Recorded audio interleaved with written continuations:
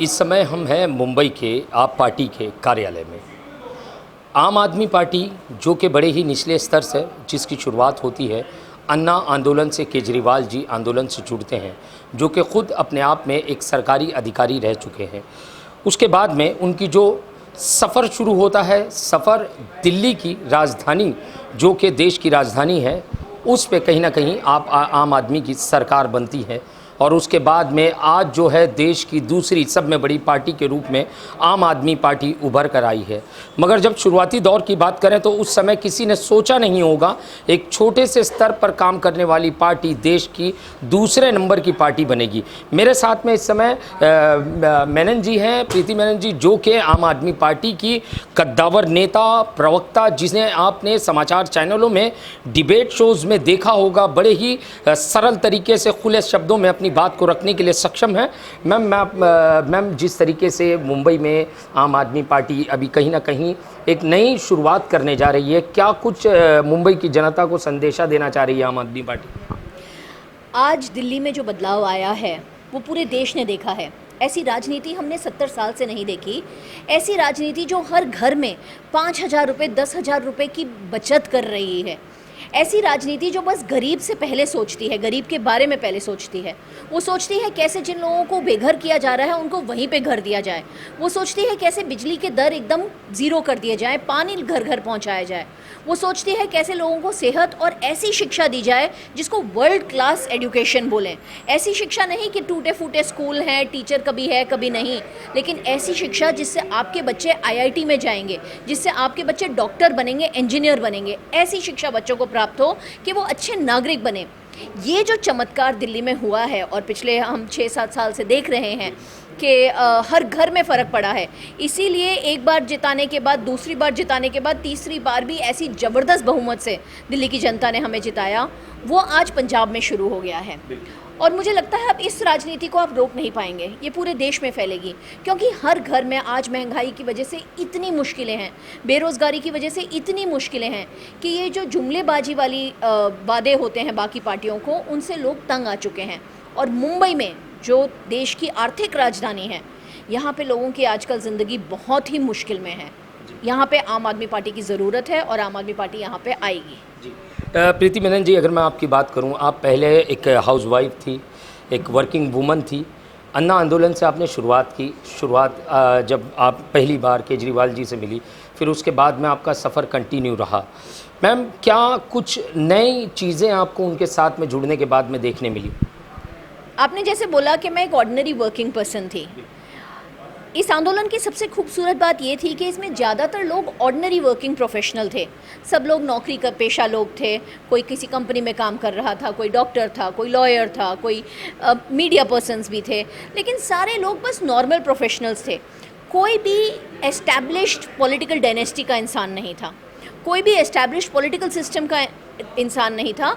बहुत कम लोगों का एक्टिविज़म में भी एक्सपीरियंस था, जैसे अरविंद केजरीवाल जी का और मनीष सिसोदिया जी का था, लेकिन हम लोग तो नए उठ के आए थे। हम कभी सोच भी नहीं सकते थे कि हम राजनीति में शामिल होंगे, लेकिन जो हमने किया वो उसे राजनीति हम मानते ही नहीं। ये एक आंदोलन है, ये एक भ्रष्टाचार ख़त्म करने का आंदोलन है जो इंडिया अगेंस्ट करप्शन से शुरू हुआ और अभी आम आदमी पार्टी उसे जारी रख रही है। जब तक इस देश से भ्रष्टाचार ख़त्म नहीं होता, हमें हमारी मूलभूत सेवाएं नहीं मिलेंगी। तो अरविंद जी ने हमें इतना इंस्पायर किया है और हमें इतना निडर बना दिया है, क्योंकि ना हमारे पास कोई पॉलिटिकल डायनेस्टी है, ना कोई बैगेज है, ना कोई ब्लैक मनी है जिसकी वजह से हमें धमका सकें। तो हम बेधड़ल्ले से आज खड़े होकर कह सकते हैं कि हम आम इंसान के लिए काम करते हैं और करते रहेंगे जब तक पूरा देश नहीं बदलेगा। बिल्कुल। मैम, मैं अगर बात करूं, महाराष्ट्र के अंदर जो राजनीति चल रही है, आप बड़ी पैनी नज़र से उसे देख रही होंगी, क्योंकि आप भी राजनीतिक पृष्ठभूमि से हैं। मैम, ये भोंगा बनाम हनुमान चालीसा, ये जो कुछ चल रहा है, ये जो विवादित बयान दिए जा रहे हैं, आंदोलनों की बातें की जा रही है, धमकियां दी जा रही हैं, मैम आपको क्या लगता है राजनीति किस स्तर पर पहुंच चुकी है? हमें बहुत गर्व था कि महाराष्ट्र एक प्रोग्रेसिव स्टेट है, जिसको हम बोलते हैं ना, पुरोगामी विचारों का स्टेट है। यहाँ पे विचारवंत लोग रहते हैं। ये शाहू फुले अम्बेडकर की धरती है। यहाँ पे आज राजनीति इतनी गंदे स्तर पे गिर गई है और उसकी एक ही वजह है, दोनों सरकारें हों, केंद्रीय सरकार हो या राज्य सरकार हो, उन्होंने जनता के लिए काम नहीं किया है। अगर जनता को बोलने का मौका दें तो जनता पूछेगी इस महंगाई का क्या, बेरोज़गारी का क्या, हमारी सड़कों का क्या, हमारे पानी का क्या, हमारे टॉयलेट्स का सवाल का क्या, हमारे घरों का क्या। लेकिन वो हमें बेवकूफ़ बनाने के लिए इन भोंगे की और इन राजनीति में फंसाए रखते हैं, ताकि हम उठ के ये ना सवाल करें कि पेट्रोल के दाम आज इतने क्यों हो गए हैं, आज एक सिलेंडर 1000 रुपये का होता है, घर कैसे चलाएं हम। इन सवालों से हमें बहकाने के लिए ये फालतू की राजनीति इन लोगों ने लगा रखी है। और इररेलेवेंट लोग जिनका पॉलिटिक्स में कोई वजूद ही नहीं बचा।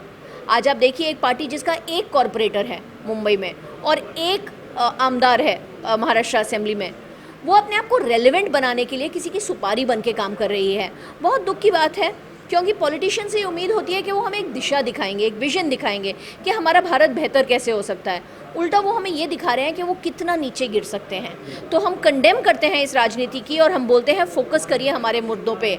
बारिशें आने वाली है, मुंबई डूबने वाली है क्योंकि मुंबई की सफाई नहीं हुई है। सफाई को मुद्दा बनाइए, नाला सफाई को मुद्दा बनाइए, हमारी नदियों को मुद्दा बनाइए, हमारे पीने के पानी को मुद्दा बनाइए। भोंगे को क्या मुद्दा बना के बैठे हैं आप? मैम, एक सवाल आपसे करना चाहूँगा ज्ञानवापी मंदिर, ज्ञानवापी मस्जिद के बारे में। जिस तरीके से अभी जब आप किसी भी समाचार चैनल को ओपन कर लें तो वहाँ पे ज्ञानवापी मस्जिद के बारे में उनके सर्वे चल रहा है, ये चल रहा है, विवाद इस तरीके से चल रहा है, डिबेट, टॉक शोज़, ये सारी चीज़ें चल रही है। मैम 1991 में 91 में मैम एक कानून पास हुआ था जो केंद्र से पास हुआ था। उसमें कहा गया था आज़ादी के बाद के जो स्ट्रक्चर्स हैं, जो चाहे मंदिर हो चाहे मस्जिद हो, उसे छुआ नहीं जाएगा, वो उसी तरीके से रहेगा। क्या आपको लगता है मैम कि ये कहीं ना कहीं उस कानून का भी उल्लंघन हो रहा है यहाँ पे? मुझे लगता है आज हमारे संविधान का पूरी तरह से उल्लंघन हो रहा है। बाबा साहेब अम्बेडकर ने जो हमारे लिए एक संविधान बनाया था, एक देश के लिए डायरेक्शन दी थी हमें कि हमें किस दिशा में जाना है, उसको भूल के ये धर्म की राजनीति में हमें अटकाने की कोशिश कर रहे हैं। जनता को सतर्क होना पड़ेगा, मीडिया पर्सन्स को हमें जनता तक ये मैसेज लेके जाना पड़ेगा कि इन बातों में पड़े ही ना, इन बातों की चर्चा करें ही ना। हमें चर्चा ये करनी है कि मेरे बच्चे को कौन स्कूल भेजेगा।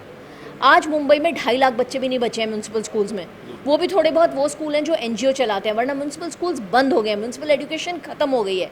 जब मैं पढ़ रही थी 30-40 साल पहले, तब यहाँ पे 4 मेडिकल कॉलेज थे मुंबई में। आज जब मेरी बेटी पढ़ रही है, वही 4 मेडिकल कॉलेज हैं। हमारी कोई सुविधाएं नहीं बढ़ा रहे हैं लोग, हमारी एजुकेशन नहीं बढ़ा रहे हैं, हमें ये गलत मुद्दों में, गलत दिशाओं में लेके जा रहे हैं। हमको अपना फोकस रखना है हमारे रोटी कपड़ा मकान पे, और जब तक हम वो नहीं करेंगे तब तक हम इनकी पोल खोल नहीं कर पाएंगे। ये करना बहुत ज़रूरी है। आम आदमी का फोकस बस काम की राजनीति का है, बाकी किसी राजनीति से हमें कोई वास्ता नहीं है।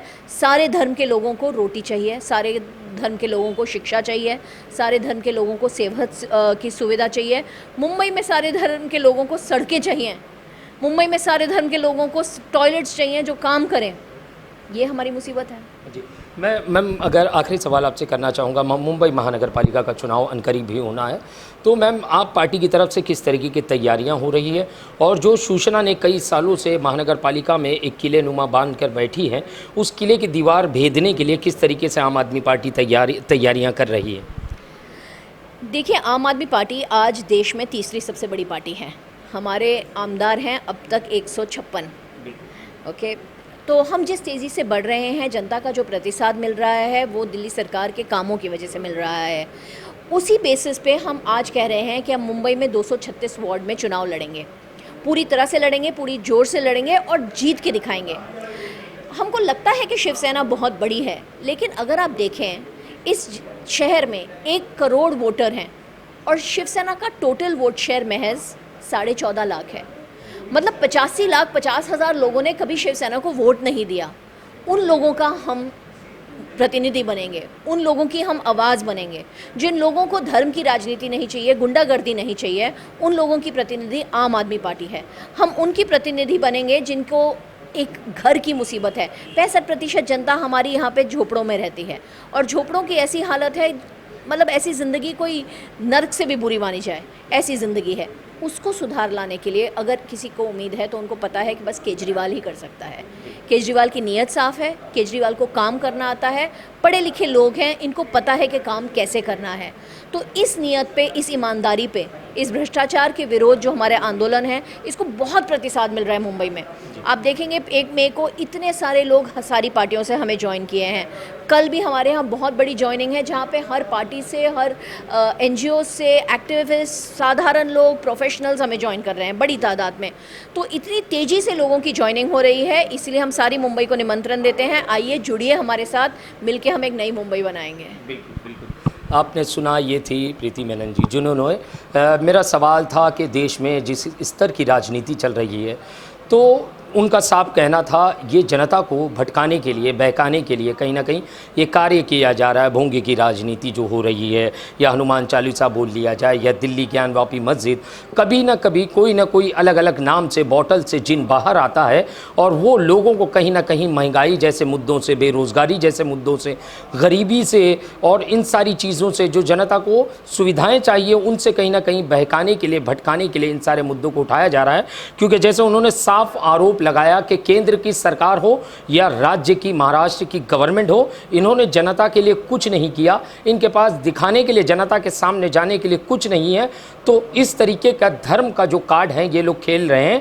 और मगर कहीं ना कहीं उनका साफ ये ऐलान था कि आम आदमी पार्टी अगर जनता के बीच में उतरेगी तो उनका जो दिल्ली मॉडल है, जो शिक्षा के स्तर में आम आदमी पार्टी ने जो कुछ काम किया है वो हमने की नहीं, दुनिया ने देखा है जिस तरीके से। क्योंकि आज की ज़रूरत शिक्षा है, आज की ज़रूरत रोज़गार है, आज की ज़रूरत गरीबी से मुक्ति है, आज की ज़रूरत महंगाई से मुक्ति है। इन सारे मुद्दों को छोड़ के पार्टियां कहीं ना कहीं दूसरे रास्ता इख्तियार कर रही है। मगर मुंबई महानगर पालिका का जैसे ही बिगुल बजेगा और रणभूमि चुनाव के लिए तैयार होगी, तो आम आदमी पार्टी इस बार जो है मुंबई की रणभूमि पर पूरे दमखम के साथ उतरने के लिए तैयार है और कमर कसे हुए हैं। और देखना ये होगा कि चुनाव होने के बाद में जो चुनावी ऊंट है वो किस करवट बैठता है और किसकी महानगर पालिका में सत्ता कायम होती है। कैमरामैन सटविलकर के साथ शैक्षिक की report, the daily India news, Mumbai.